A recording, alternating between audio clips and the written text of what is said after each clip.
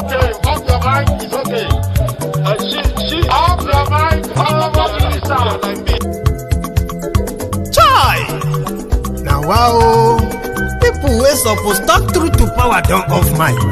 And if we talk, now 500,000 they go summer us, call them hate speech.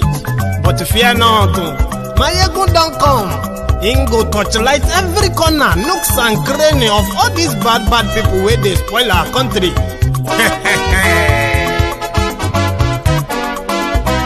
So my people make we laugh, oh, yo, yo. My ego don't come, oh, yo, yo. My people make we shout, oh, yo, yo. My ego don't come, oh, yo, yo. My ego don't come, man of the masses, oh, yo, yo. My ego don't come, oh, yo, yo. My ego diary politico, oh, yo, yo. My ego don't come, oh, yo, yo. This one not the off in mind, oh, yo, yo. My ego don't come, oh, yo, yo. Can in the touchlight every corner, oh, yo, yo. My ego don't come, oh, yo, yo. Okay, some people be they holla say they want the power. Chai, them be promise us say we go get light and power. Nah. Them hustle sote they can't get the power. But now they know they do anything with the power. Sure. Every day, dollar just they get the higher power over naira. See them talk say make we off mind, but thank God say my ego don't come. So my people make you laugh, oh, yo, yo. My ego don't come, oh, yo, yo. My people make we shout, oh, yo, yo. My ego don't come, oh, yo, yo. My ego don't come, man of the masses, oh, yo, yo. My ego don't come, oh, yo, yo. My ego diary politico, oh, yo, yo. My ego don't come, oh, yo, yo. This one not they off in mind, oh, yo, yo. My ego don't come, oh, yo, yo. Person where they do evil, no one make person talk. Them say that my yegun, that man too they talk. He too they talk. Say my yegun diary, he they hot like pepper. But every day then they take money in bulk.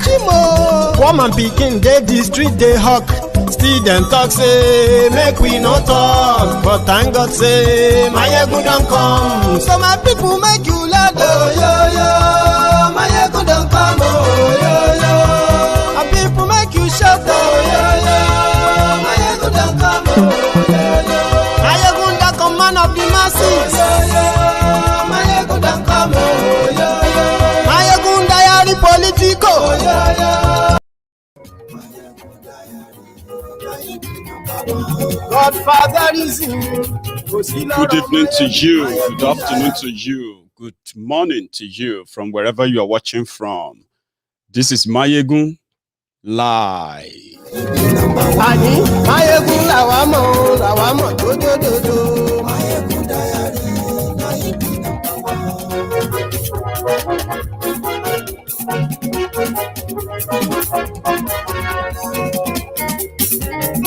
Ani esuraki Mayegun ti de. Mayegun ti de. Thank you so much for joining me tonight.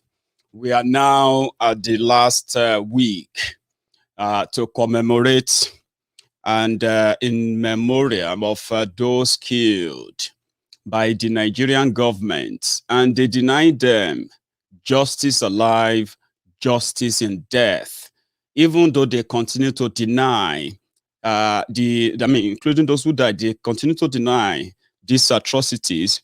We have unraveled a lot. And those who pledged, who came out thinking that they actually had the reputation to, at least something for people to believe back then. I'm talking about the vice president himself, the fake Pastor Ruga, who was appointed as the head of a judicial panel or presidential whatever panel that was to reform Nigeria police and then pay compensation to the victims of police brutality. And a year after that, story. So we are almost at that, we are almost at that point where we would begin to, remind those who denied others in death that that you are alive today doesn't really kind of spare you. It's just pretty much like buying time for yourself. So I'm going to talk about that tonight. And I'm also going to take us memory lane about a lot of things because they are preparing you for election again. And some of you are already doing your SWAGA, this, SWAGA, that.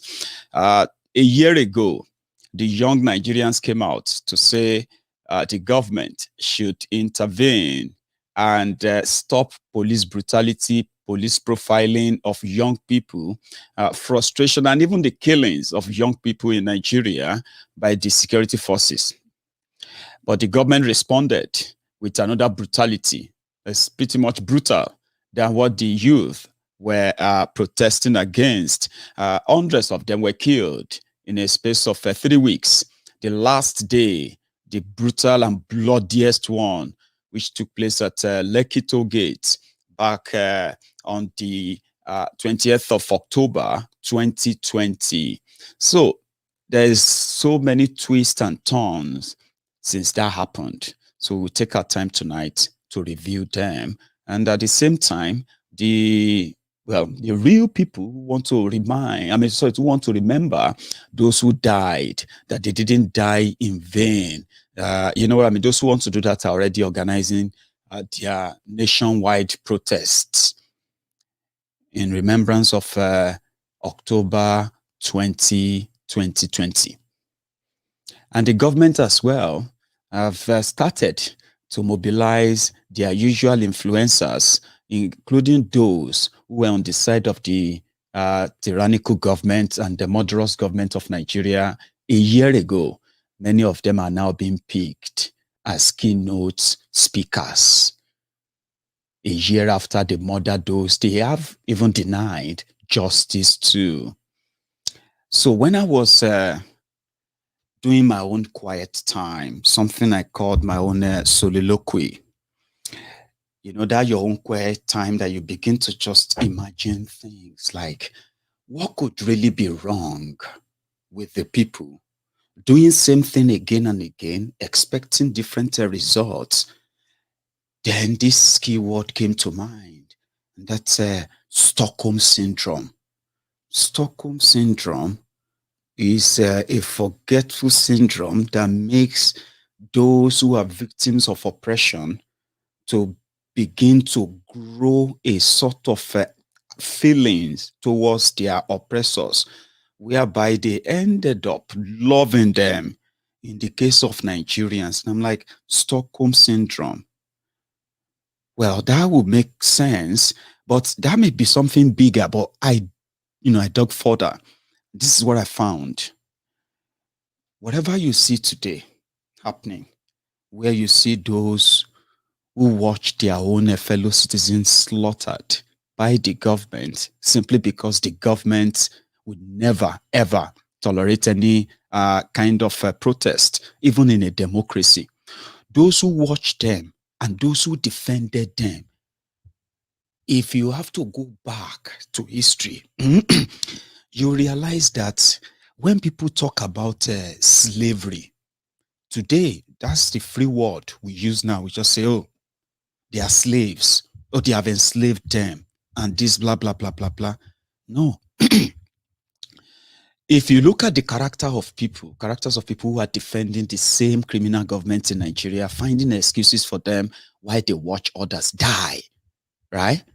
And you trace it back to the era of human trade, you realize that even before the Oyibo came,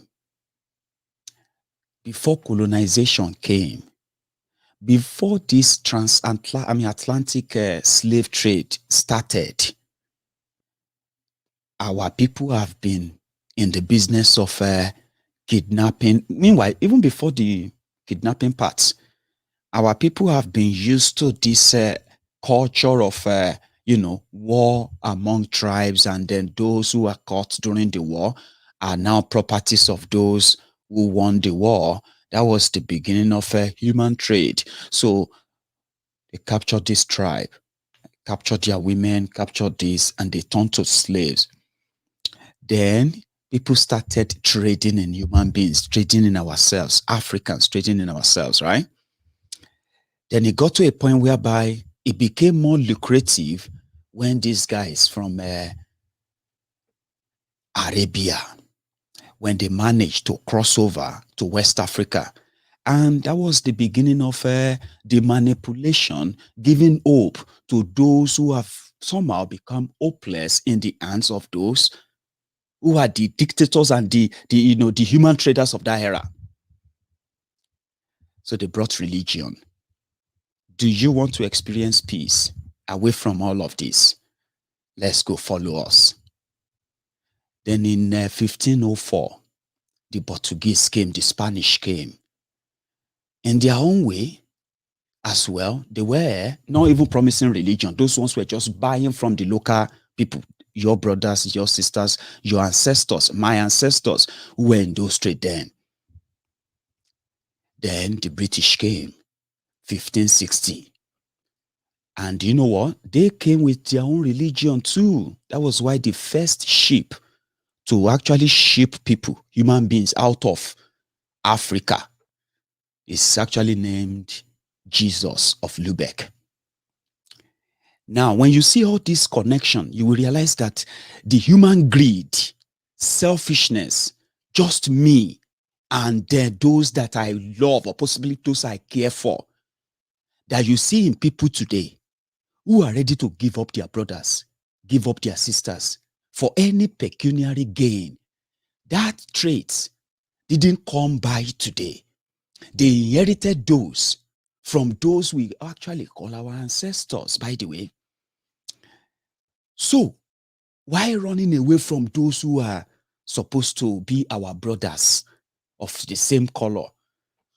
Those who wanted to latch on that and probably make a lot of profits from that, they brought religion. They said, how many of you want to be saved? And all of them that raised their hand, especially the first one they took from Sierra Leone, they said, how many of you want to be saved? All of you, this tribe, all of you, raise your hands. Those who raised up their hands to go and meet Jesus, they were led to the sea where the ship was waiting, boldly written on it, Jesus of Lubeck. And from that was the beginning of that transatlantic where Oyibo got involved. And who are the local providers? Those who are exchanging human beings for mirror. Those who are exchanging human beings for a bottle of gin, vodka. Those who are exchanging human beings for colored clothes. They were the local champions. So there were no more wars. So they decided to form gangs for different tribes to pick human beings and exchange them for anything they could get. At that time, mirror, gin, lamp, shoes, and all those stuff for human beings. And in the process as well, those who then probably didn't meet Jesus and they were sold into slavery. In the process of this personal greed or that, some of them became closer to their new masters. And you could only be closer to your oppressor if you are ready to give up your fellow brothers and sisters who are also in the same bondage that you are trying to leverage or get a little bit advantage of. They were called house niggers. Those were the ones who were those who were closer, and they were those who sleep in the house, even though they are just like a house help and all of that, but they are better than those who are in the plantation.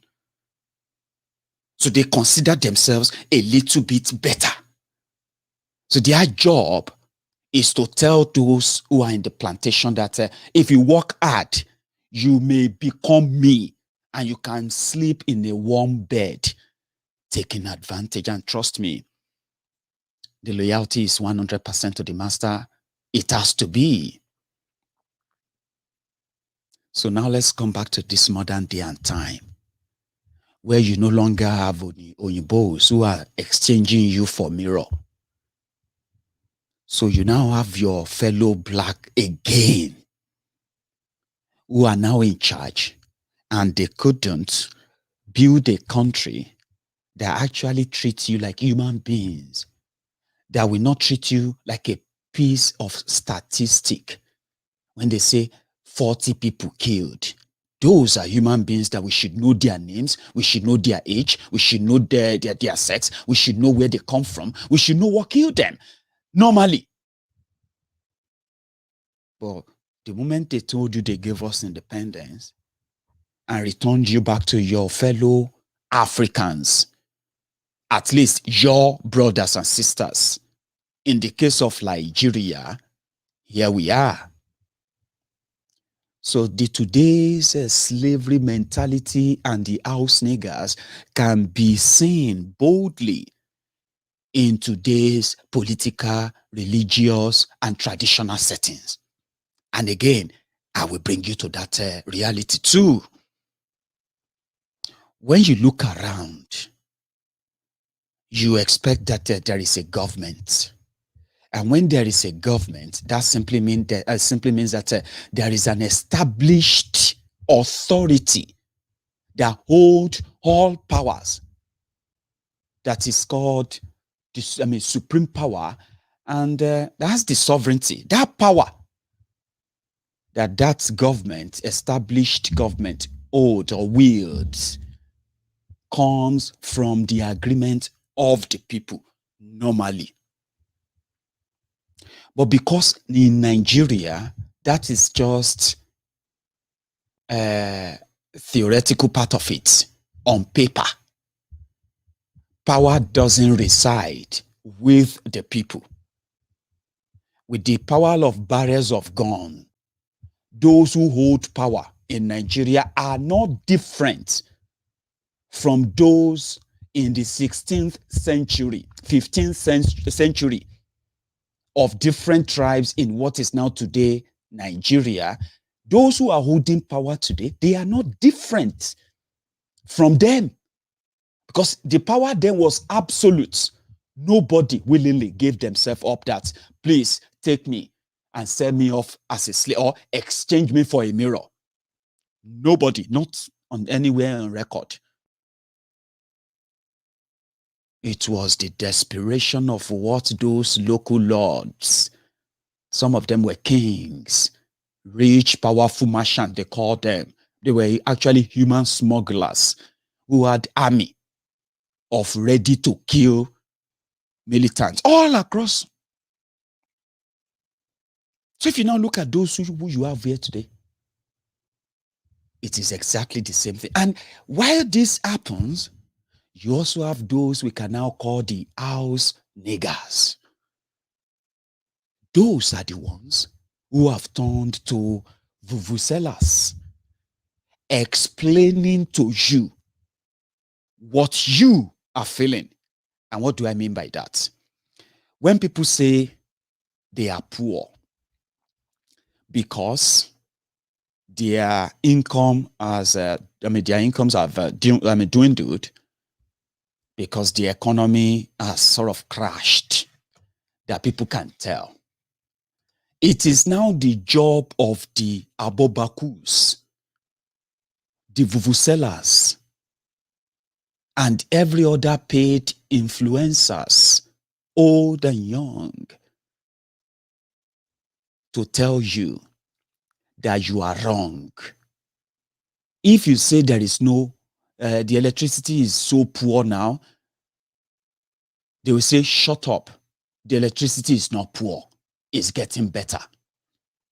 When you say, oh, the roads are now so terrible, they will say, shut up your mouth. The government is trying. They are building roads. When you say the schools are not accessible, they are dilapidated and all of that, the hospitals are there. You know what I mean? They will say, shut up. Just be grateful that they are still managing to build something. Those guys are paid. They are the modern day house niggers. Their job is to tell you that whatever you are feeling, you are wrong. When you say, my grandfather, or in fact, my father is been so sick and ill because he's unable to have access to his pension, a house nigger will tell you to shut up. When the government was paying it, who did you tell? Who did you complain to? So if the government is not paying now, just at least, where do you want government to see money to do all of that? Let's just thank God that at least they are doing something. They are the modern day house niggers. Because when they do that, it is called 100% loyalty to the system. And let me be so clear. If you are really following this explanation or this analysis, like some of you will say, I love this analysis, Mayego. The house niggers are those you will find as personal assistant to this, special advisor to that, minister appointment for this, essay on that, spokesperson for that, the people you did not vote for, the people that never appeared on your posters when you probably were choosing, or you were exchanging your right for 1,000 naira, 500 naira. The people you saw on poster are no longer the people that will be explaining what the government is doing to you anymore. There will be people you don't know who will now become the explainers in chief to the people some of you will even be killed for in this year 2023. That is where the Stockholm Syndrome now creeps in. They say, now only mad person or mad people, they do same thing again and again, and they want a different result. The moment you feel like, no, I'm not going to do something, I'm not going to do that again, ordinary madman will be like, you are mad. You are telling us not to go and vote. If we don't vote, are they not going to just put anybody there? Blah, blah, blah, blah, blah. Okay. You must be mad. Okay, fine. Good. Go on. Get on with it. Forgetting the fact that the same system that has conditioned them that way is never going to change if the system is not completely dismantled. Right? So the house niggers who are going to tell you that Rome, or who have been telling you that Rome was not built in a day, apart from the fact that you may not understand the fact that they are paid to say that to you, what they won't tell you is that the people who built Rome, they were not looting Rome. Do you understand? When they were building Rome, other people were not stealing the materials. They were not inflating the contracts. They were not borrowing money they would steal when they were building Rome. Everyone worked diligently, obediently, and dedicatedly to deliver what has now become the ironical building Rome. So when you see all these guys and you look back, no matter what they do today, no matter what they say, picture it with what their likes have said before, right? And your reaction today, and what was your reaction then? You realize that the more things changes, or the more things looks like they are changing, the more they remain the same. Nothing really changes in a mad system that is rigged just to work the way it is working. And that's why when some of you thought it was democracy now, Abba, Buhari no feel mad, make Buhari con dey mad, con dey shoot protesters where they hold flags or singing national anthem. Hello. It is not just Buhari that is mad. The entire system is a mad system that if you try to unravel or try to fix anything about it, the more you try, the more you get swallowed by it. right? Except if you indeed, if you are interested in making a difference, it simply means you should join those who want that system. It is a rigged system. You want it dismantled so that everybody can untangle whatever this entanglement relationship, or what they call entanglement, is, so that you can easily identify every component, every part that actually makes up this gigantic, crippled giant of Africa. But if you're trying to fix it, join them, fix it, oh, come on. There have been people before you. They were so ambitious. They had a great dream. Some of them didn't even make it far. They died.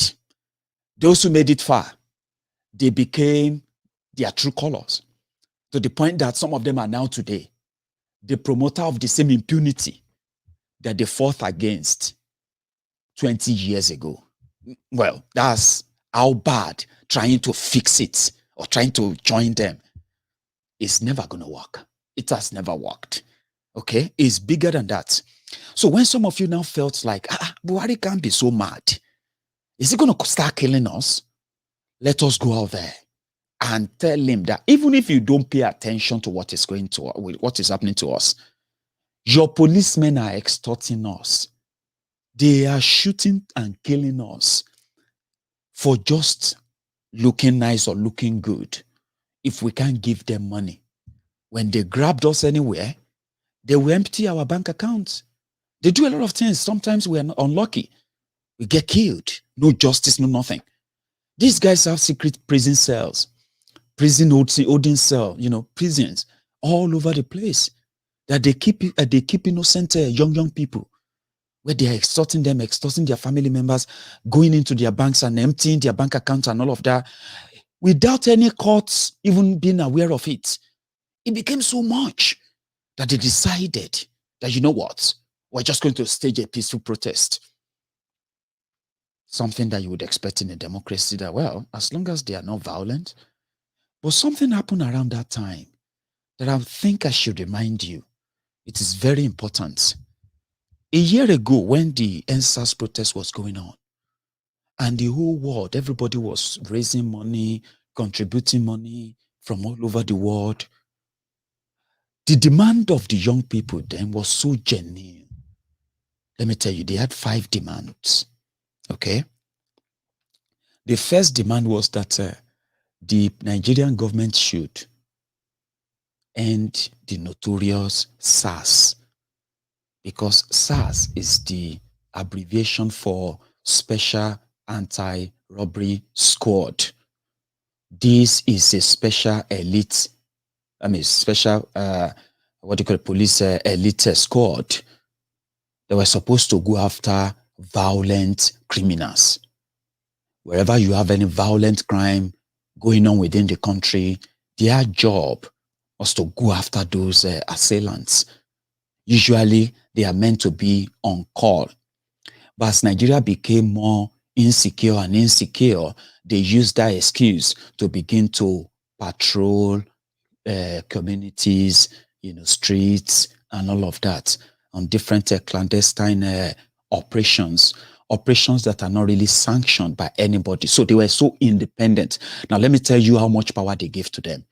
Because they are the police elite squad, right? Dedicated to face violent criminals, kidnappers, and all that. They are given license to kill. Okay? All they have to do is to say, you are a kidnapper, and during operation, during exchange of fire, you were shot and killed. So this license to kill is pretty much like an immunity from every other crime. So they started patrolling streets, patrolling communities, and all of that, looking for criminals. They were no longer waiting on their calls, expecting any emergency SOS calls and all of that. Guess what? Within a short period of time, just like a pandemic, they started going after those they call the Yahoo boys, the internet fraudsters, okay? And their own way of identifying internet fraudsters is by profiling people. What you are wearing, the kind of hairdo you've got, whether your hair is afro or is, what's the color again? Dread, or you are wearing a tattoo, or you are carrying a laptop, or you have a cryptocurrency app or any transaction app on your phone, or you are, in a way, if they stop you, so they started doing stop and search, okay, to detect criminals, according to them. So, if they search your phone, which they have no warrant to do, but they who have warrant to kill anybody, they believe they have warrant over anything, right? So if they check your phone and they realize that you have international contact number on your phone, they would then automatically suspect you as internet fraudsters. So young Nigerians that have been completely, right, denied the opportunity like their peers all over the world, where they have access to 24 hours electricity, have access to fastest Wi-Fi broadband that you can talk about. In Nigeria, the young people have managed to create other means for themselves. Most of them, they have become online traders in cryptocurrencies and all of that stuff. Some of them have become entrepreneurs on different social media where they have their customers and clients and they are making a living. This then put them in that bracket of the endangered species that can be preyed upon by the SARS squad who were supposed to go after armed robbers. So this profiling got to a point whereby young people ended up disappearing. Those who those who were lucky enough that had money in their bank account, they were robbed of this money. They will be taken to the nearest cash point. They will withdraw every penny in their bank and do all of that stuff, okay? Some of them, they go as far as taking over their properties, whatever they can find from them, their cars and all of that. All they have to do is to blackmail them that if they don't cooperate, they will be killed. And when they are killed, they will be declared armed robbers, kidnappers, and all that stuff.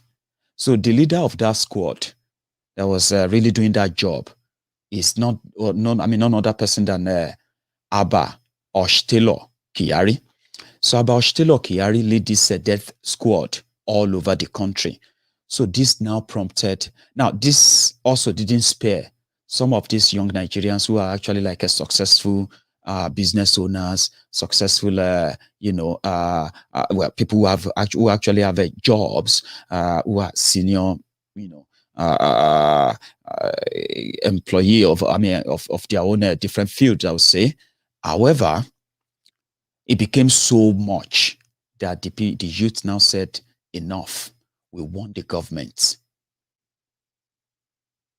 to end them. And we also want the government to punish those who have used their position as police officers in this elite squad, be punished, and their victims compensated. Among their demands, they also asked the government to reform the police and give the police the better life, insurance, give them a better salary. All these proposals was what triggered Buhari and gang. Guess what? From the few clips I can possibly bring up tonight, right? As a reminder, as we approach the 20th of October, 2021, which is going to be the 1 year memorial for those who they killed. These were the demand of the young people in a democracy. But you would expect a leader that hasn't taken side to say, well, listen, this is an opportunity for me to get a chance of having a connection with with the people.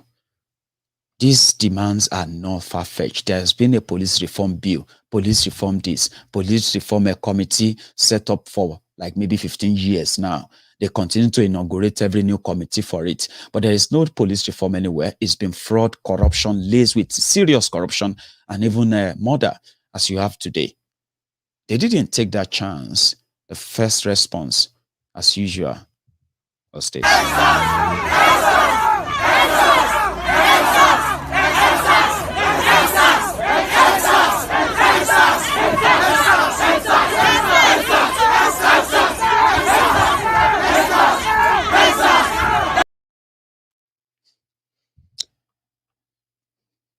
as the whole thing started getting hotter and hotter in Abuja. They're right behind us. They're right behind.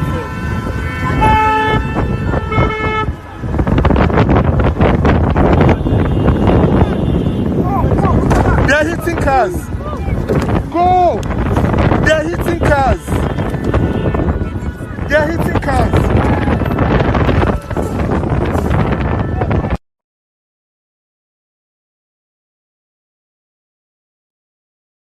Not just that. These two. Hiding inside the bush. They even had to come and pick some of us from here. But thank God, they did not see us. We are done for in this country. Like, what is this? I have to hide so that I don't get arrested for peacefully carrying placard and saying they should end SARS. We're still hiding inside the bush. You can imagine. Just two of us here now. They picked some guys. We are only doing peaceful protest. Yes. Oh my Kilichi God. Alpha, I hope you're okay. It's very terrible. I hope you're They okay. are just picking some guys. We did nothing. No harmful object, nothing. Oh. Just a peaceful protest. They have picked some guys down there. No. Not just that. These two. Everybody make a video, let's win. Police have decided to get violent. They came with sticks and guns to shoot us. Everybody make a video, let's win.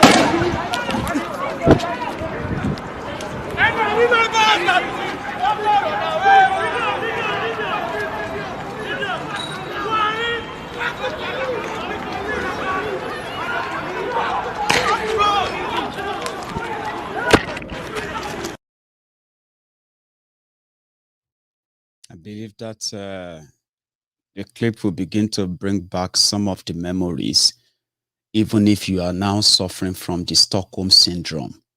Something that makes a year ago sounds like a century ago to you. And the same rogues, the same criminal that turned around to start shooting at peaceful protesters, the same people that mobilized armed thugs to go after protesters, that we have all the clips, everything on camera. They are the same people that are going to tell you how much they are going to rebuild your lives in 2023. I got this that actually brought the Lagos women out just for EndSARS too. I'm even praying. I think it's the other one.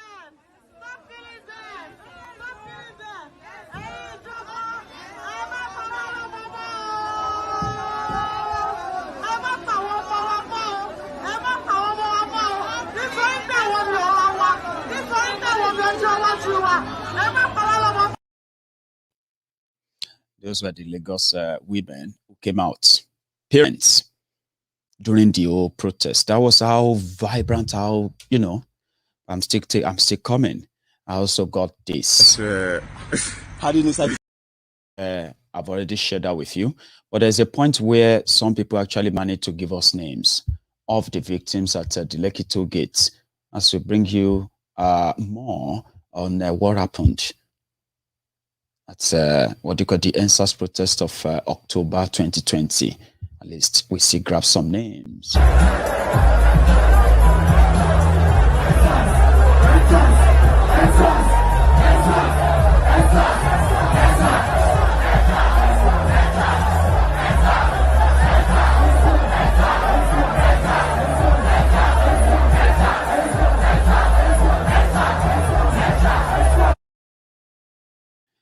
Rather, that was actually the moment, just the moment before the military were brought in to start shooting and killing people, right? During that protest, Buhari made a statement that I think I should also bring on now, just before we get to, let's start again, one sec. I think it is this, as a reminder. Use this opportunity to say a word on the recent genuine concerns and agitations by Nigerians about the excessive use of force and, in some cases, extrajudicial killings and wrongful conduct by men of the Nigerian police force. The disbanding of SARS is only the first step in our commitment to extensive police reform in order to ensure that the primary duty of the police and other law enforcement agencies remains the protection of lives and livelihoods of our people.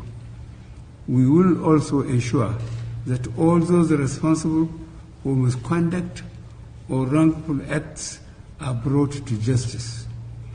We also deeply regret the loss of life of the young man in Oyo State during the recent demonstrations.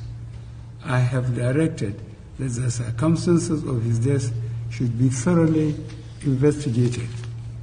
Meanwhile, it is important to recognize that the vast majority of men and women of the police force are hardworking and diligent in performing their duties. The few bad eggs should not be allowed to tarnish the image and reputation of the force. That was a lie.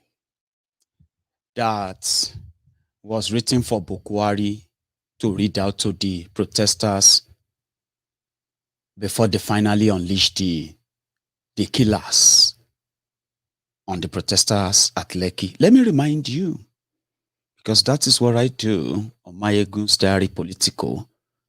I do my best to make sure that Stockholm Syndrome doesn't affect my listeners.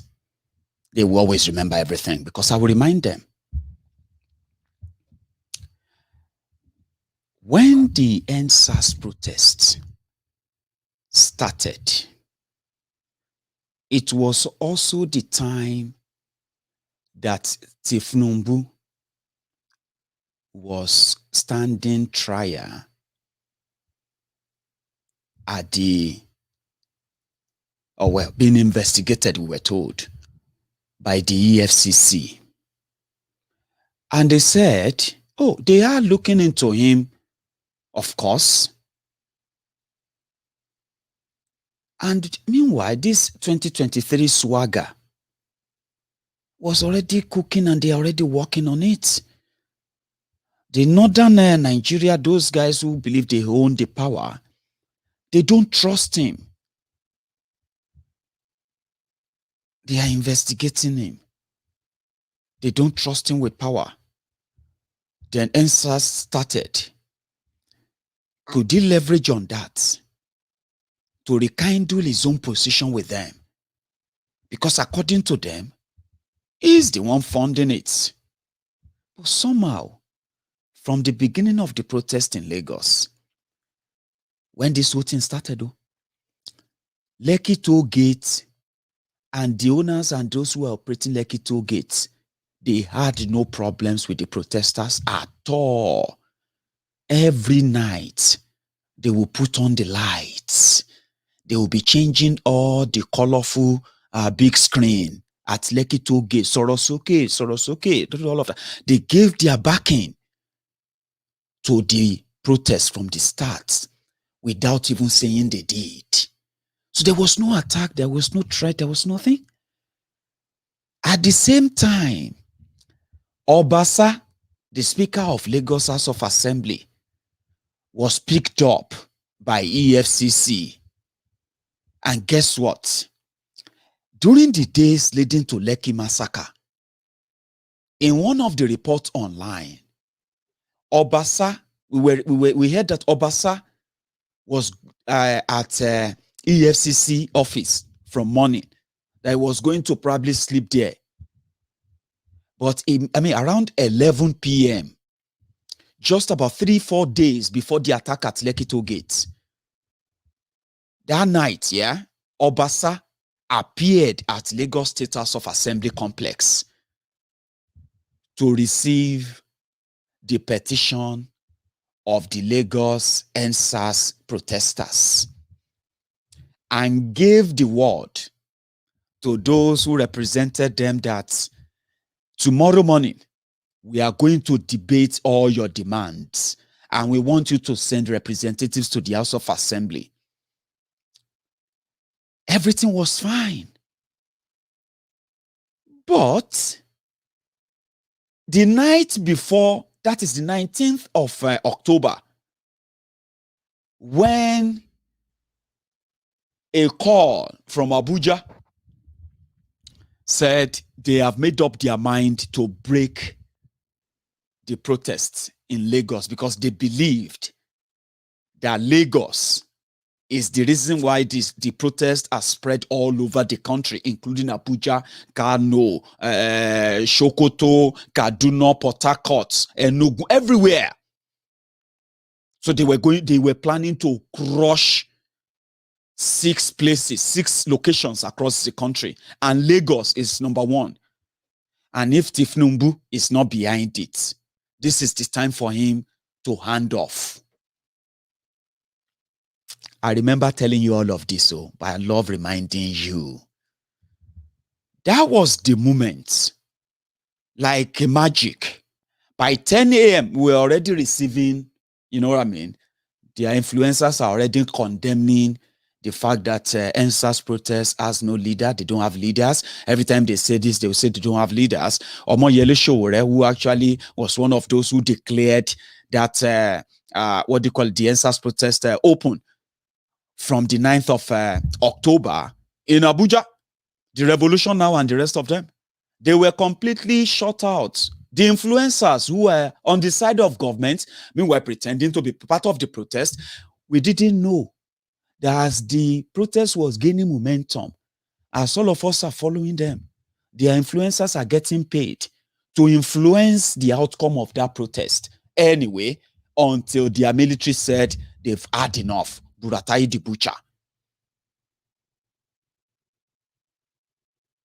So Tifnumbu had to give up then and said, well, you know what?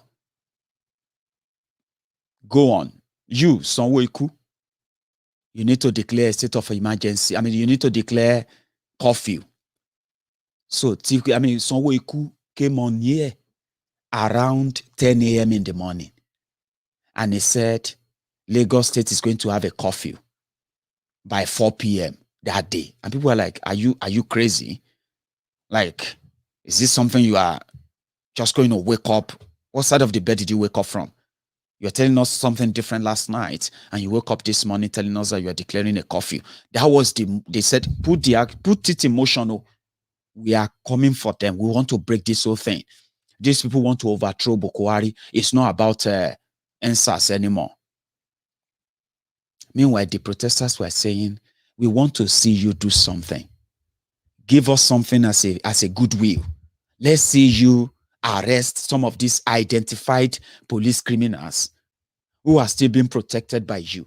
Let's see you do something about that, and we can call that a little bit of faith, right? A faith that we can say, okay, then we'll believe you will do the rest. Then they're like a twinkle of an eye. Boom. That was how they put Lagos in that chaos. And their soldiers, as they moved, there are documents. See, go online, you'll see the videos of all of that. As they moved from their barracks and as they go to the toll gate, how the LCC, the Lekki concession company, owned by Tifnumbu and gang, and Fashola also has a stake in it. They decided to shut down the CCTV camera. They decided to shut down the light. They decided to shut down the digital display and turn the entire place into darkness so that the military can come in and they can open fire in the blank and, in the crowd.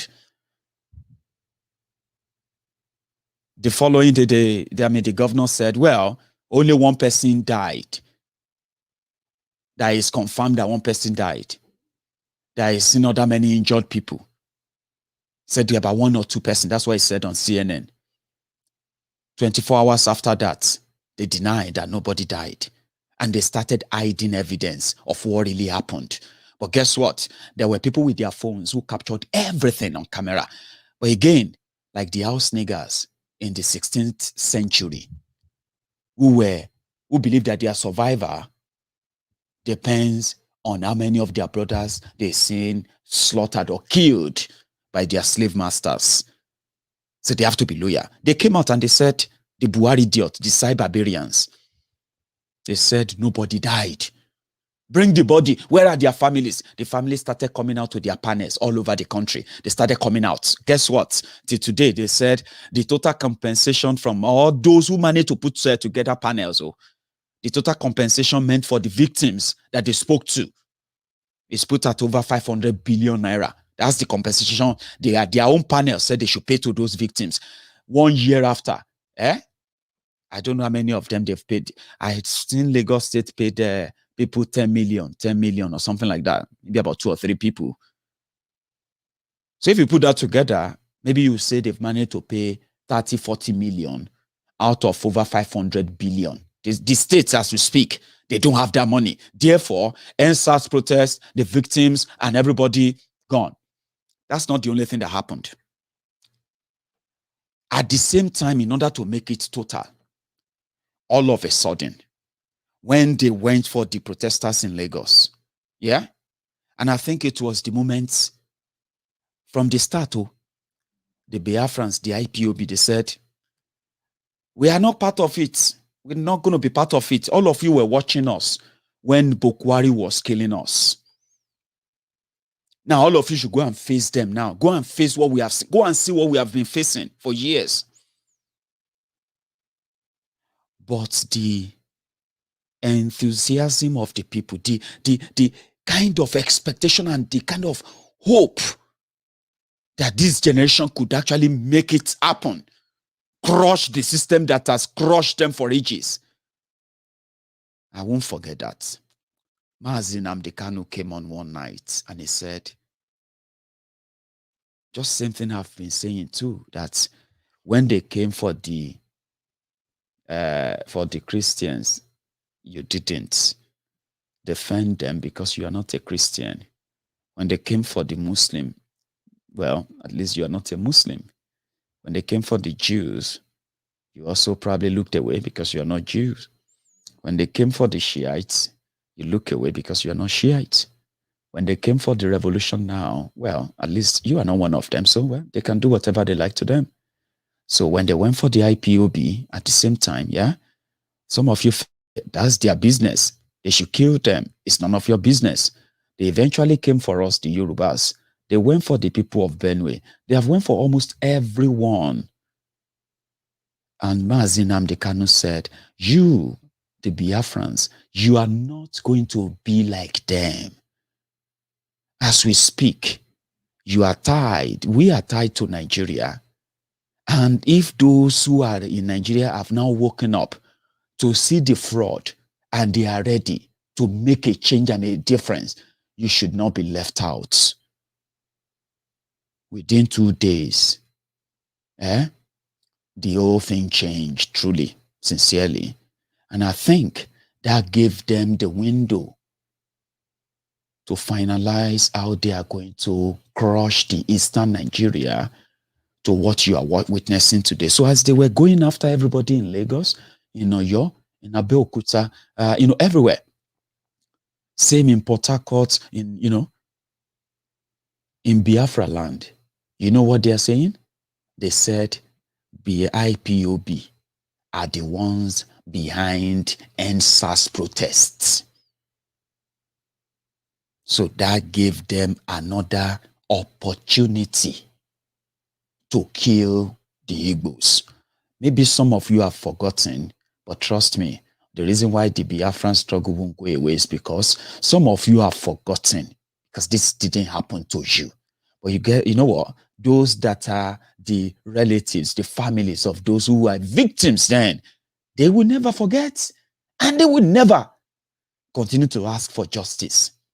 So as they were telling you about Lekki, there were so much massacre killings going on in Eastern Nigeria. That was what gave birth to Obigbo Massacre.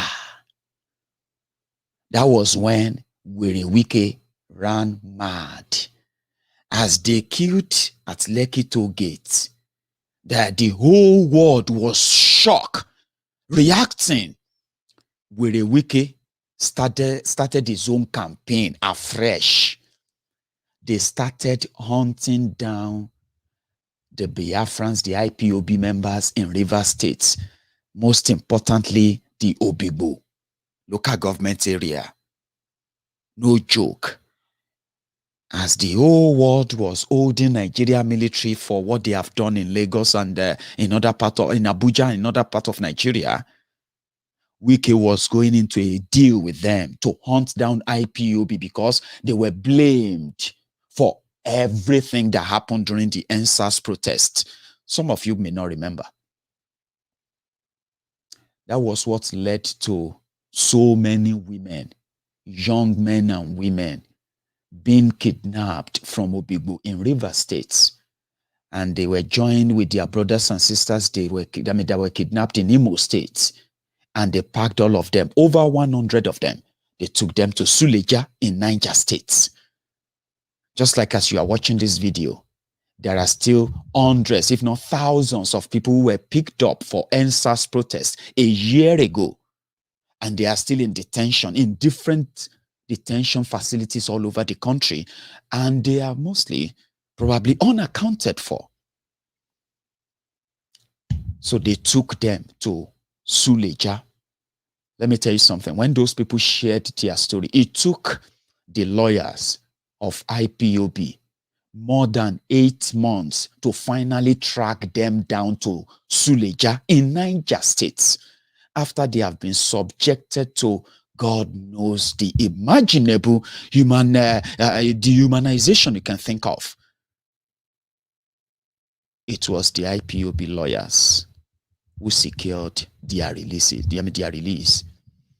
And that is why I don't really like it when some of you get so emotionally worked up, and because you have problem with trusting people, which I don't blame you for. However, the track record of those who have been standing up and they're fighting, going out there, putting everything at risk to set those who have fallen into the trap of this murderous regime in Nigeria from the shackle of death of these murderous criminals, these lawyers that you see today.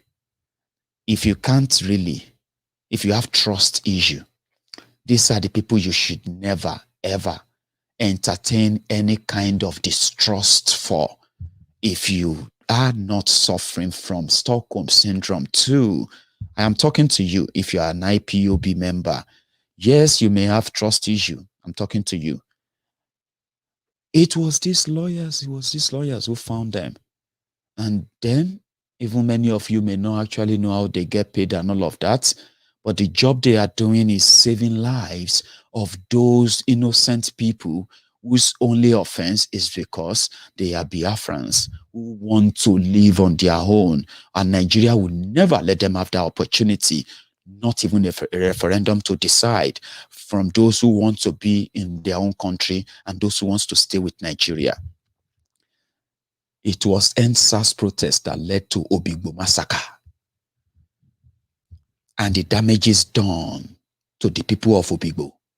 First, Wike declared curfew, endless curfews in Obigbo local government area alone, so that the people can't go out. They can't supply, they can't do anything. Their network supply and everything continued to be jammed, while the military moved in the tanks looking for IPOB members. Just like they are doing at Zombe. What they did at Olu, what they did was that they moved into civilian communities, and they will go into each house. If they see any young person there, they will kill him. And then if it's a female, they will kidnap her and arrest her. If they found anyone that probably is lucky enough never to resist their arrest, they will arrest them. And then they will burn down the properties, burn down their cars, burn down everything they can burn down, so that you will know that like terrorists are in town. So those people they will kill, some of them burned in their properties, burned with their houses and all of that.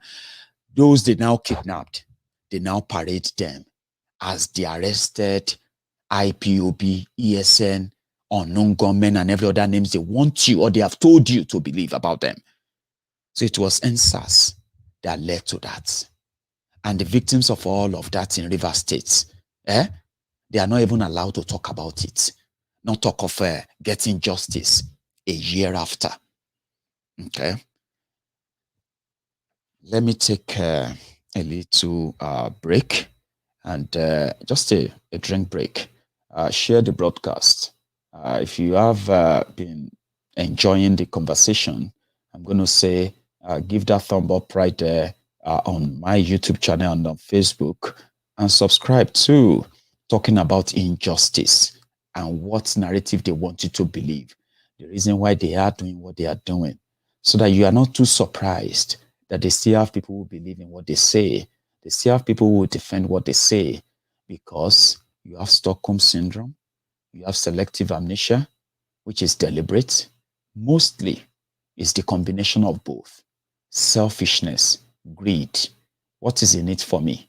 What is in it for others? As long as I'm fine, others can just go to blazes. I will be back in a minute or two. Injustice. I'm even praying that God will turn the heart of President Buhari towards Nnamdi Kanu.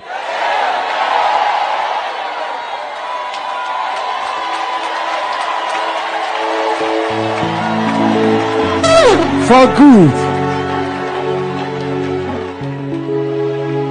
He cannot remain in the SS office forever.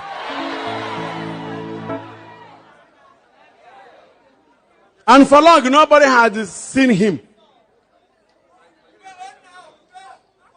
And whether we like it or not, as of today, he is the voice that will open, the mouth that will open, and say something, the entire Igbo youths will say amen to it. So, we shan't be busy talking about stop sit at home. No matter how painful it is, we should be busy talking about the release of Nnamdi Kanu. His release will stop automatically sit at home.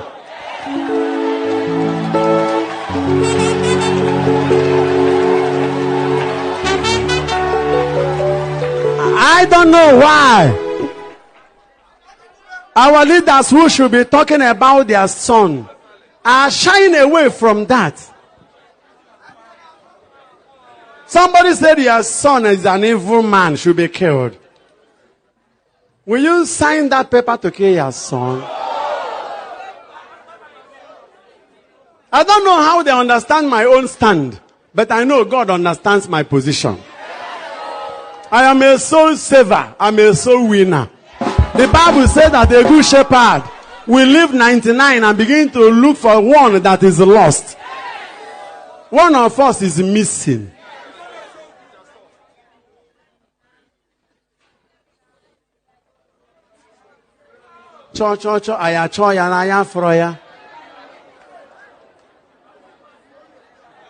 This is a culture of Ojamanism. One of us is missing.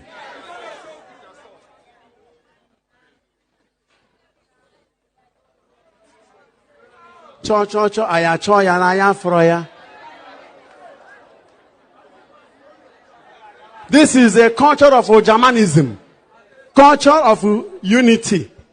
Igbo people are bonded. Forget about the fact of what money is trying to do. We shall divide money. Money shall not divide us. I said that we shall be dividing money. Money shall not divide us.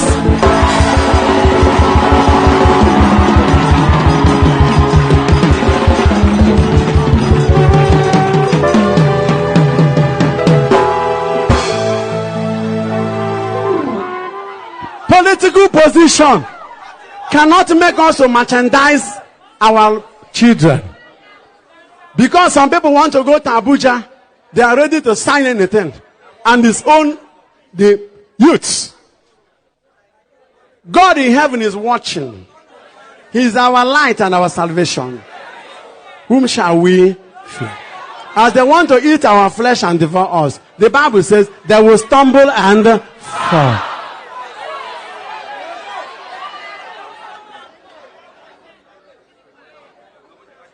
Meanwhile, I re-echo it. Killing and killing and killing of our youth will not bring the solution. There's nobody who will kill his child and he will forgive you.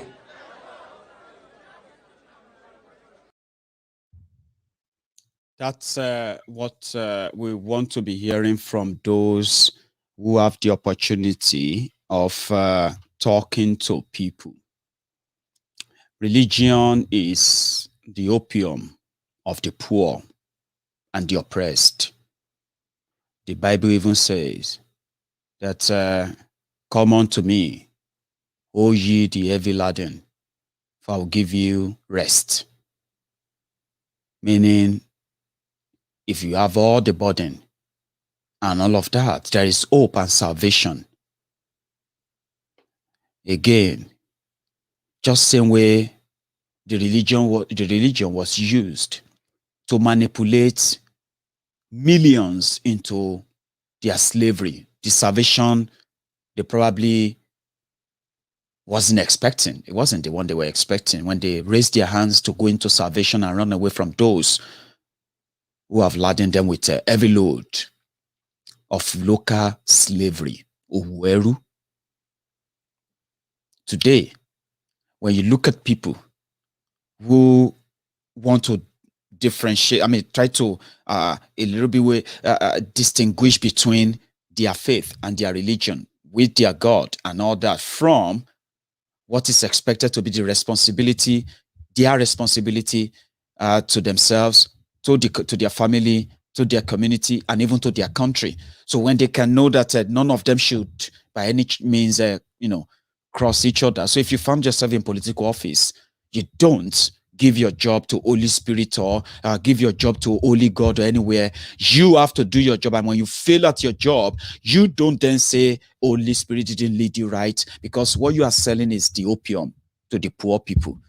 Because the poor people will always feel like God knows best, because after you have failed them repeatedly, after they see you plunder their resources, after you have made them poorer over the years and their children even poorer, they still believe that God knows everything. So that opium is what we are trying to separate right now. Don't drink the Kool-Aid. Don't continue to let them lead you by saying God will do this, God will do that. There are things that you should by now know that God won't do. Well, maybe not because God can't. My friends who are atheists, they will tell you that Mayegu, you have done the lie to people. Listen, no, they try say God is God that, because there is none. But I am like, listen, we have to respect everybody and whatever everyone choose as their own faith. We have to respect that, okay? But the point there is that we also have to let everyone know that indeed, there are many things that God can do, and at the same time, He won't do, because you are supposed to do them. God will not build hospitals for you. God will not build roads for you. God will not build electricity for you. God will not pursue Boko Haram for you. All of these are not going to be done by God, because you have the capacity to do them.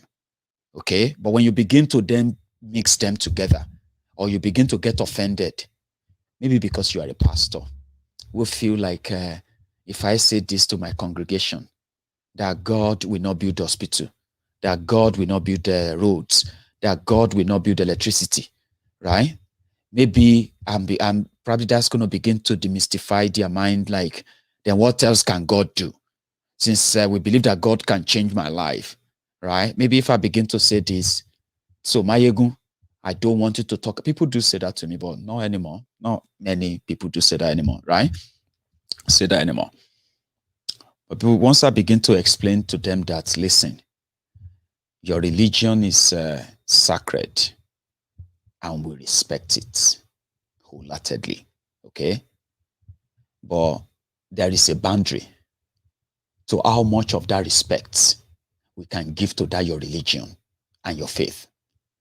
When you begin to tell us there are politicians who are not aliens, or leaders as you call them, who are not from exile, who campaign to make your lives better, and they fail, and this has cost millions of lives wasted as well. So it will be so insulting. It will be an insult to us, people like us who are rational thinkers, right? When you say it is how God wants it, that would be manipulative. that would be insulting. And that too is unacceptable. Okay? So when you begin to try to manipulate it, they say truth doesn't require any explanation. It's a straightforward thing, yes or no. Okay? So when you begin to try to explain things out and explain God can deliberately want to punish and all of that nonsense, I've heard a lot of nonsense, by the way, from those who have drank from the Kool-Aid of that religion, from those who are completely high on the opium. Opium is a drug that is grown in Afghanistan and so many other parts of the world. It's stronger than cocaine, okay? And that's why they said religion is the opium of the poor. Just like the poor will always believe in karma. They will say, you know, when you can't beat somebody, when you can't fight them, you will say God could punish you so that you can then wait for karma, something to happen to them so they can say, good one, God heard my cry. God heard my prayer to punish that person because I can't really fight. I can't fight that person. So that opium is what we are saying, don't mix it up, okay? Don't drag us back into that your world. The world that makes you think. It is the God that will have to give inspiration to a criminal to say he can build roads for you. And he decided to bring together people and said, how much is it going to cost me to build this road from point A to point B?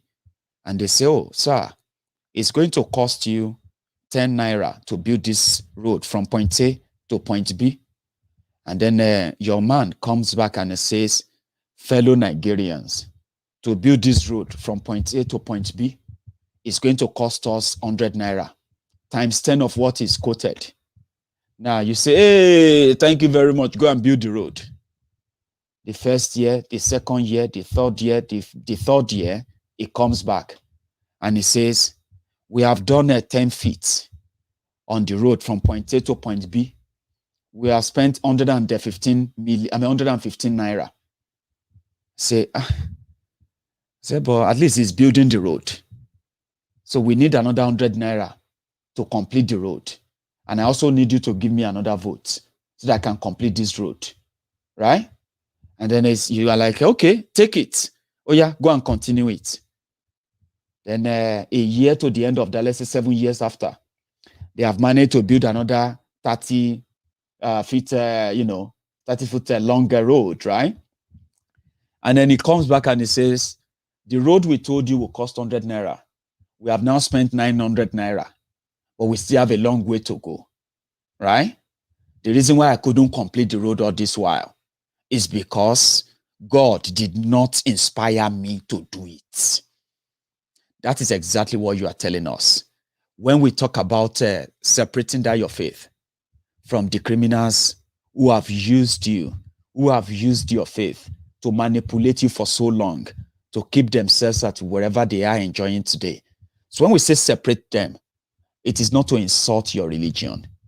It is just to stop you from insulting us and insulting our intelligence.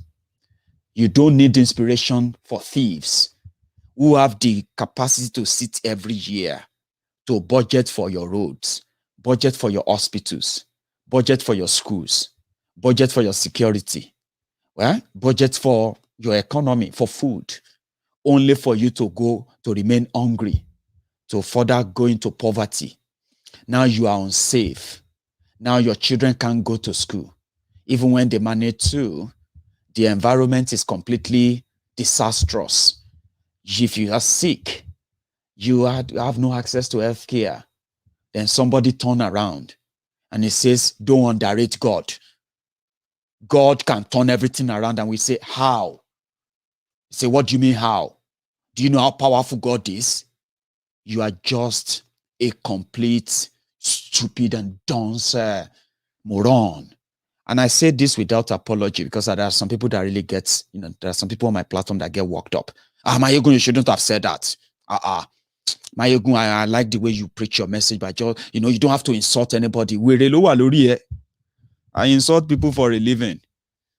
Small time now, we just manage to try to make sure that, some of you are lawokus. that run astray on some of these old platforms to get healing. Some of you, your madness in you are incurable, and we need to remind you every now and then that so when you get worked up that way, don't use the language. Well, that means it'd be like say your healing don't they come, because it's like you are like, but it's better to remind you once in a while. You get what I'm talking about now? So for those that are going to continue to, or those who try to use God in place of the failures of the criminals, yeah? So if they can separate them, right, then you would then realize that, okay, no matter what they say to you, you can tell these are man-made problems and can only be sorted and, fixed by man or men themselves. So there was never any time that we believed that God will come and do anything. No, that's not how it works. So those who are feeding you the opium, the hope and something to make you feel that way, are not helping. So when you begin to then kind of, see things this way, yeah, you begin to understand why Nigeria defy all solutions. To this day, you have somebody called Emefiele. Emefiele is the central bank governor of Nigeria. I just want to give you one last example of how ruined Nigeria has become. And if you pay attention very well, election can fix that. Okay? When Emefiele inherited, or let me say, when Buhari, the Al-Qaeda People's Congress, when they came in, they inherited Emefiele. Emefiele is the one that was doing all the dollar bazaar, the dollar freebies throughout the PDP elections then, Ekiti, Osun, and all those places where PDP were trying so hard, including Ekiti in particular, because Ekiti election actually, cost them over, over 10 billion, your money. So Dasuki, that was sharing the money, had a direct ATM to the Central Bank of Nigeria. And who was in charge of Central Bank? Emefiele. So when Buhari came in, and Buhari sacked those they believed that they were corrupt people, they kept Emefiele as Central Bank governor because he was ready to play ball. So your naira, from that moment, Ogbojoku, that was the moment the death sentence on your naira was signed. That was the day your naira, Ogba Ojoiku. Within a space of 6 months, your naira jumped from 199 naira to $1, boom, to 350 naira to $1. We didn't know early enough that they've started what they called round tripping.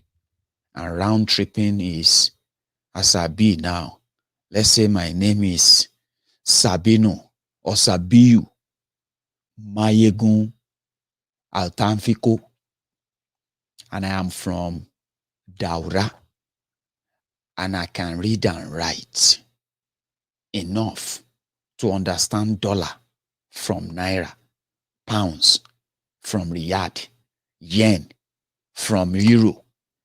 Once I can do all of that, I am as qualified as an economist, a money merchant, since nobody they go school to become a bureau de change from Kano. Nah, you know what I mean? If you can do 1 + 1. But this deal is a different one. Mayegun Altanfiko Sabiu from Daura will now be presented as the money mogul, even though I am living inside one shack. somewhere in Katsina. They sell recharge card.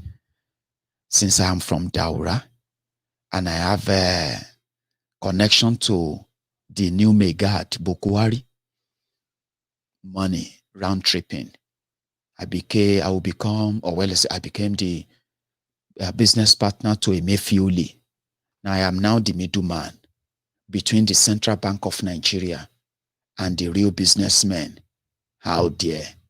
If you are running your business in China, running your boutique shop through the Europe, and you always come around and go to America to go and buy all your shopping for the shops, as you are running all your businesses all over the place, I don't need to meet you. I don't need to know you.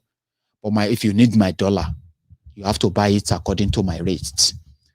Mayegun Sabiu Amfiko from Daura, from nowhere. The Emefiole will give me the dollar for 20 naira to $1, not even 199 naira.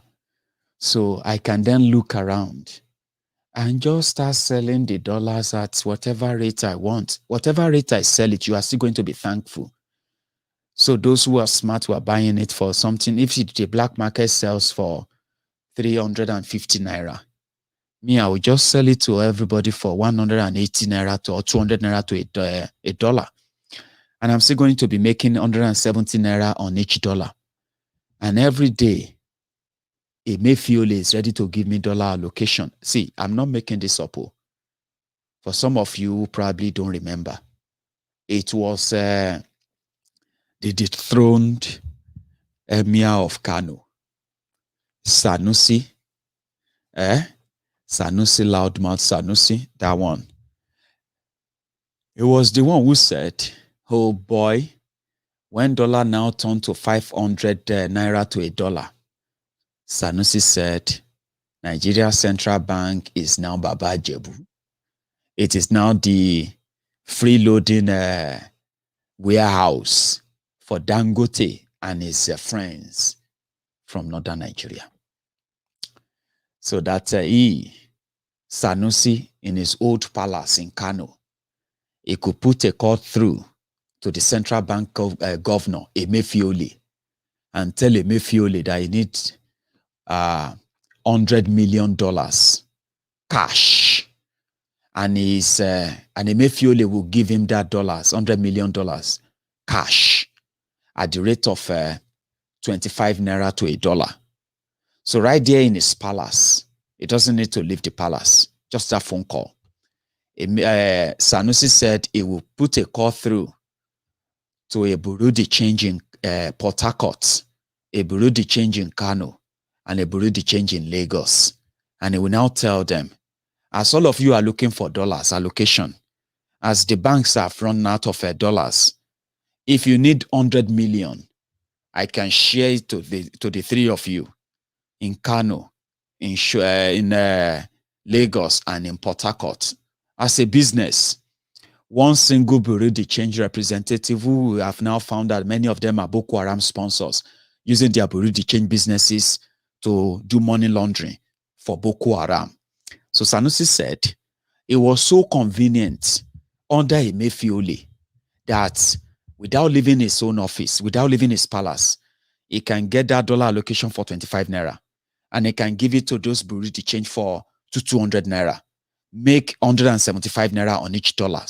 When you multiply each one, right, he's already a billionaire without leaving his palace. Okay? Now, the bureau de change will get the money. They will then have to say, oh, I've just got $15 million. You see all those businessmen, Uche, and son, Emeka and son, Adegoroye, Adelabu, and sons. All of you doing your businesses that will require forex to go and trade with your partners and bring your goods back to Nigeria. The bureau de change will now say, since the banks will no longer give you money, the bureau de change, they will now say, well, come, I will give you the dollar for 390 naira to $1. Okay? Number one, it is scarce already. You'll be glad to actually get that. That's how so many businesses lost their businesses. And that's what increased the unemployment in that place. The same Emefiole is now touring the world. First, they said they were banning cryptocurrency. The same Emefiole, who was supposed to be the ones to account for the returned Abacha loot, is a good boy. He's made many of them multi-millionaires in dollars. Some of these guys actually have their own private jets. Just go out there whenever they're having their weddings. Go to their airports. You see everybody with their private jets. Some of them, you don't even know their names. Because you don't have to know their names. The door is open. The forex is scarce. Emefiole now believe that people, those who have small money in their bank, like those who had 1 million naira in 2015, when a dollar was 200 naira to a dollar. So it simply means if you have 1 million naira, you could have that for how much? $5,000, I think. Is it $5,000? Yeah. So you could probably have $5,000 for your 1 million naira. Today, your 1 million naira, if you still have it in the bank, your 1 million naira is now worth, if you exchange it by today's exchange rate, I think it's now worth $1,400 or $500. So imagine if you want to understand how Nigeria has affected you, right? In the 6 years, 1 million naira in 2015, which was $5,000, is now worth maybe $1,600, the same 1 million naira. Now, so some Nigerians started converting their naira into dollars. That also increased the scarcity of dollars because people started converting their money to dollars and they are putting the money away, okay? And not just putting it away, some were converting it into cryptocurrencies, buying some dope coins, blockchains and here and there to secure their money, okay? Before naira finally kwakfuka. This made of Emefiole hungry because number one, the forex they expected is no longer flowing in. It's not even like satisfying their greed anymore. So Emefiole then banned cryptocurrencies in order to bribe us, all of us remitting money to Nigeria, those of us abroad, remitting over $30 billion annually into that economy. Yeah, that money is not enough as we speak. Poverty has skyrocketed. Naira has crashed. The standard of living has fallen completely. To afford to feed has become a battle for so many, millions now. So Emefiole decided to bribe us. If you send $100, we'll give you $5. If you send this, we'll give you this extra naira. Please send money. When you send the money, we'll give you naira and you give us your dollar at the bank so that the banks will begin to have money. You saw this money we send home, the bank will begin to have them. So many people send money home that what they send is that they just tell their people to get the dollars and go and exchange them for naira. So some people just pay the naira equivalent to your bank accounts. All of this is not giving the Emefiole and gang the control over the forex anymore, since they've depleted all their reserve and so desperate as we speak, right? So Emefiole now said, giving excuses on why they have continued to print money, since they have borrowed Nigeria into a total existence as we speak. So decided then to say, well, they ban cryptocurrency in Nigeria, and they wanted to introduce their own cryptocurrency. They call it e-naira. Since it seems that the arrangement with the diasporans is not really yielding any positive results, people still continue to send money through their own traditional means and all of that, outside the control of their central bank. Desperation of Emefiole, they said they are launching their own e-naira. Guess what? Because it was a desperate move, right? To save their naira. That for 6 years, a central bank governor couldn't tell Buhari that if we manage to build electricity alone, if we manage to curb insecurity, people will have access to a job and more people will pay taxes. There will be more money for the government to spend. Emefiole that knows that there is no economy where you have terrorism. There is no economy where you have human rights abuses. He knows. He decided to collaborate with them to continue to borrow you out of existence, and also to ensure that your naira continue to fall, and at the same time, printing money for them. We have no record of how much billions they have printed so far. But Edo State Governor told us in April this year, 2021, he said that Nigeria has gotten to a stage whereby there is not even enough money to even share anymore to the states, that they have to resort into printing money, that they will go and print 70 billion, 60 billion, 50 billion to pay and balance the book in order to pay the states. As they are doing all of this, many of you will continue to lose your jobs. Nobody say you are a sinner. Nobody say you have done anything wrong, except for the fact that you believe in Nigeria. You believe in the liars who actually brought you up to this stage, and it's going to get worse. Okay? So prayers and all of that is not going to take you out of that if you understand where we are coming from. All right?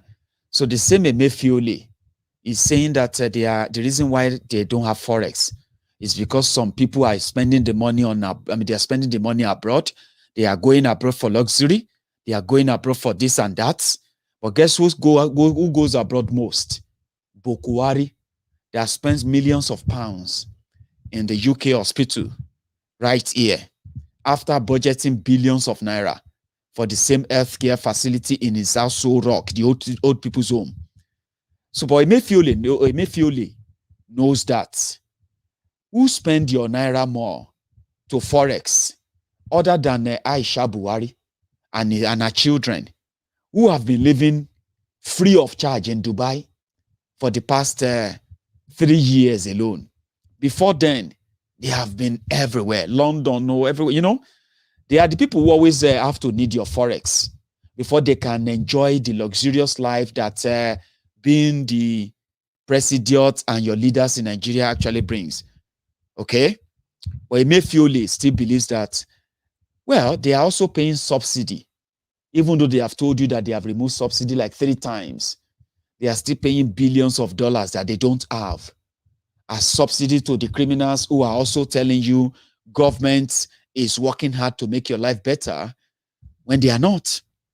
So when you look at the entire whole thing, and then Emefiole comes out to come and talk about economy, talk about economics, talk about Dangote refinery, talk about things that will change your lives, just like they have been telling you all this while, right? And I'm like, come on, man, do you really believe that? Do you actually believe everything they tell you? Or it is that your PTSD or Stockholm Syndrome that makes you feel like since there is no alternative that you can live with, this existing reality is all you have by pretending that everything is going to be all right. These are empty guys. That through their actions, you should be able to know what the end result will be. Okay? And you might say, like some says, like, okay, Mayegun, after all of this, let's be honest. How do we then break it up?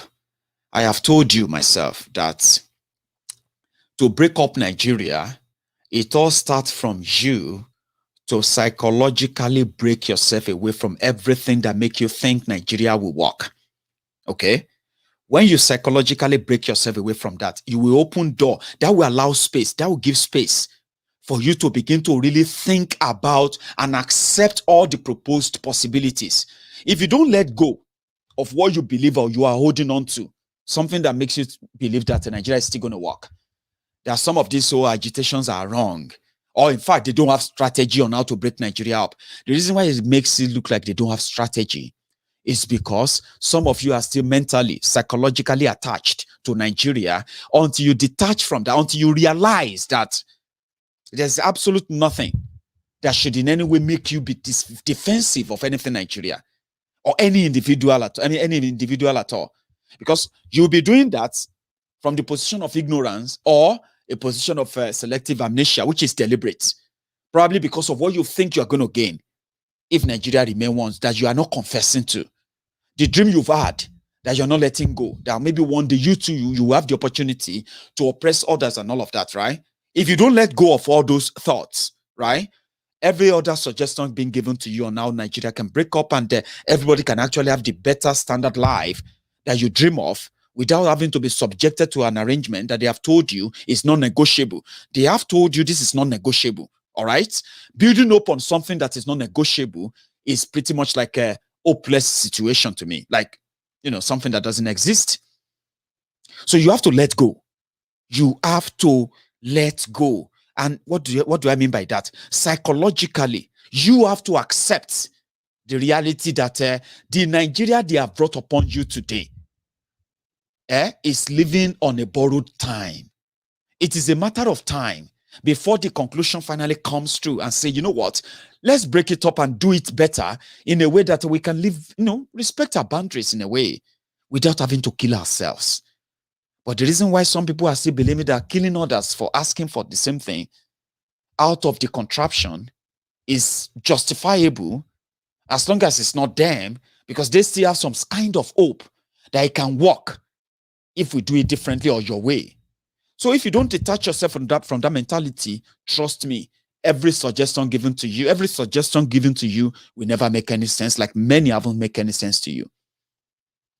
You have been finding excuses. You have been given excuses why. But a year after, many of you were fed up. You were tired. You couldn't take it anymore. And you decided to express that. Even at that, as you did it so peacefully and so well organized, they managed to infiltrate everything. And they crushed you. Those they killed, some of them are dancing on their graves today, denying that that ever happened. Okay? So if you are still believing in their election and you are pretty much this that I'm telling you right now is not workable, it's not possible, I am telling you that the same mindset that you are putting into having an election is the same mindset and demand you can put into demanding for a referendum, at least to start with a new constitution, a constitution that actually identify all these fault lines, all these red lines, all these divisions, all these differences. Not somebody telling you that they don't matter. That's how they told you that killing 5 million people doesn't really matter because there's no winner and there's no vanquish. So let's move on. People don't really move on, especially with the trauma that Nigeria has sort of, forced on so many people, millions of them. They don't move on, including many of you watching me right now that you think you can move on from the trauma that Nigeria has actually put you through. No, you are not moving on. What you are doing is that you are trying to create an alternative reality that you hope that one day it will come to reality that you can live in. It is never going to come under this current arrangement. Okay? And I hope that this will actually make any sense to you. Because, you know what? No matter what you are seeing today, Buhari believed that this is just the beginning. You know? Fellow Nigerians, this is just the beginning. Do you understand? No matter what it is like today, no matter what you think you can do, if you don't join the team of others who have also managed to mentally detach themselves from every lie they've been told by Nigeria and their players from every part, and they begin to question the authenticity of that union that they said is non-negotiable. When we have the required numbers, those influencers they pay to infiltrate every camp, to infiltrate everywhere, and to continue to give you this false hope about Nigeria, some of them will be completely demystified and then destroyed too. But it starts with you. The breaking up of Nigeria is not going to be announced on the radio. You will announce it the moment you reach that point. If you haven't, no problem. My prayer is that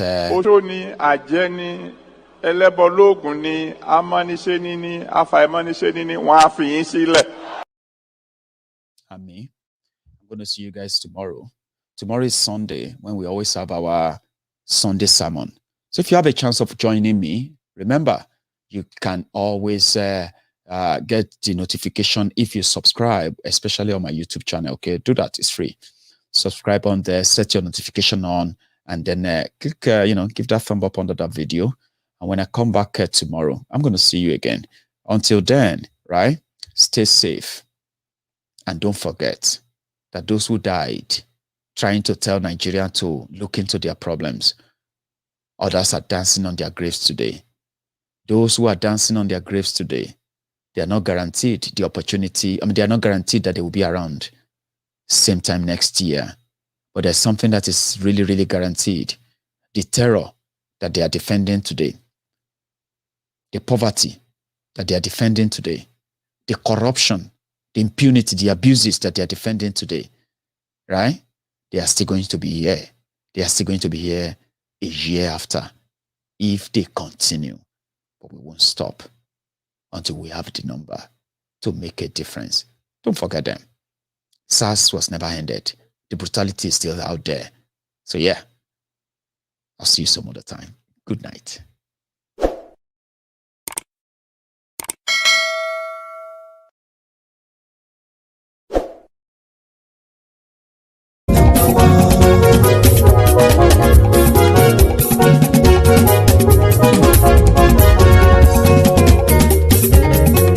Àní ẹ̀sùnra kì í. Máyégún ti dé. Máyégún ti dé. Ọ̀jẹ̀lú ẹ̀sùnra kì í. Máyégún ti dé. Àní ẹ̀sùnra kì í. Máyégún ti dé. Lórí Facebook. Máyégún ti dé. Àní ẹ̀sùnra kì í. Máyégún ti dé. Lórí YouTube. Máyégún ti dé. Àní ẹ̀sùnra kì í. Máyégún ti dé. Bọ́ bàbá gbé wúrẹ́. Àní ẹ̀sùnra kì í. Ijó ìgbádìyẹ. Àní ẹ̀sùnra kì í.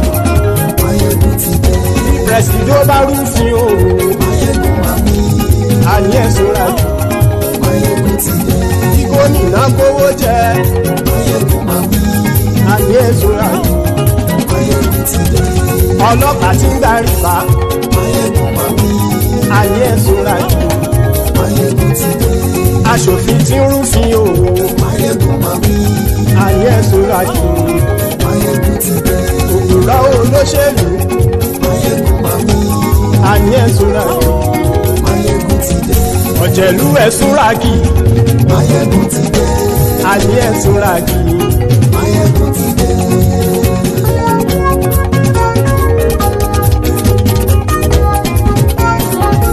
Máyégún ti dé. Gbogbo ọ̀jẹ̀lú ẹ̀sùnra kì í. Máyégún ti dé. Gbogbo ọ̀jẹ̀lú ẹ̀sùnra kì í. Ṣùgbọ́n ní bá ti ṣe èyí tó yẹ kí wọ́n ṣe, ọmọ bá dèrò ní fi wọ́n níran o. Máyégún ti dé. Gbogbo ọ̀jẹ̀lú ẹ̀sùnra kì í. Máyégún ti dé. Gbogbo ọ̀jẹ̀lú ẹ̀sùnra kì í. Ṣùgbọ́n ní bá ti ṣe yìí tó yẹ kí wọ́n ṣe, ọmọ bá dẹ́rọ̀ ò ní fi wọ́n níran. Wọ́n fowó bẹ́ẹ̀ o, Máyégún ó sọ pé wọ́n ò bẹ́ẹ̀. Wọ́n fowó bẹ́ẹ̀, Máyégún ó sọ pé wọ́n ò bẹ́ẹ̀. Oníkan ṣáàtì ṣe yìí tó yẹ kí wọ́n ṣe, fáwọn ará ìlú tó gbé wọn débẹ̀ o. Máyégún ti dé. Gbogbo ọ̀jẹ̀lú ẹ̀sùnra kì í.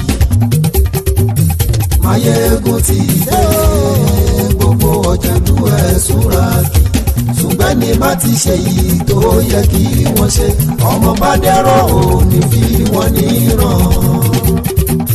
Kì máa yí ṣe eré, ọ̀rọ̀ yìí kì í ṣe ẹ̀fẹ̀. Kì máa yí ṣe eré, ọ̀rọ̀ yìí kì í ṣe ẹ̀fẹ̀. Ẹni bá ti lè lẹ́bọ̀ lẹ́rù o, ọmọ bá dèrò kàṣà ìtú wọn síta. Máyégún ti dé. Gbogbo ọ̀jẹ̀lú ẹ̀sùnra kì í. Máyégún ti dé. Gbogbo ọ̀jẹ̀lú ẹ̀sùnra kì í.